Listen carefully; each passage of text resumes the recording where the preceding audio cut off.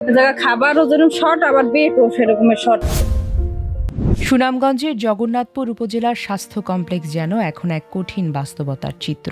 প্রচণ্ড গরম আর অসহনীয় আবহাওয়ার কারণে প্রতিদিন বাড়ছে নিউমোনিয়া, ডায়রিয়া ও শ্বাসকষ্টে আক্রান্ত রোগীর সংখ্যা। সবচেয়ে বেশি ভুগছে ছোট ছোট শিশুরা। হাসপাতালের প্রতিটি ওয়ার্ডে শোনা যায় শিশুদের কান্না আর উদ্বিগ্ন অভিভাবকের দীর্ঘশ্বাস।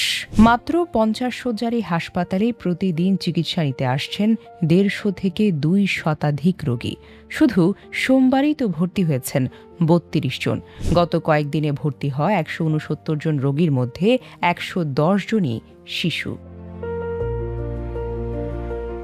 চিকিৎসকদের মতে অতিরিক্ত গরম ও আবহাওয়া পরিবর্তনের কারণে শিশুদের মধ্যে নিউমোনিয়া, ডায়রিয়া ও শ্বাসকষ্টের প্রকোপ আশঙ্কাজনকভাবে বেড়েছে।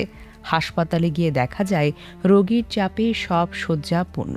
অনেকেই জায়গা না পেয়ে মেঝে কিংবা বারান্দায় শুয়ে চিকিৎসা নিচ্ছেন। চিকিৎসক ও নার্সরা নিরলস চেষ্টা চালালেও অতিরিক্ত রোগীর চাপ সামলাতে হিমশিম খেতে হচ্ছে তাদের। এরই মধ্যে নতুন করে দুর্ভোগ বাড়িয়েছে দীর্ঘ সময়ের লোডশেডিং। হাসপাতালে কোনো জেনারেটর না থাকায় বিদ্যুৎ চলে গেলেই সব বন্ধ হয়ে যায় ফ্যান। গরমে হাঁসফাঁস করতে থাকে অসুস্থ শিশু আর উৎকণ্ঠায় ছটফট করেন তাদের বাবা মায়েরা। অনেক অভিভাবক বলছেন বিদ্যুৎ না থাকায় শিশুদের কষ্ট যেন আরও বেড়ে গেছে, অথচ বিকল্প কোনো ব্যবস্থা নেই।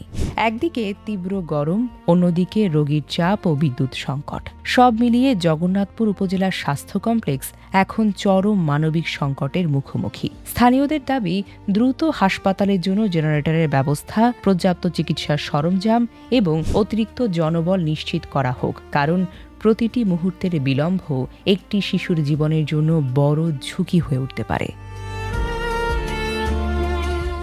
Desk report, recap news.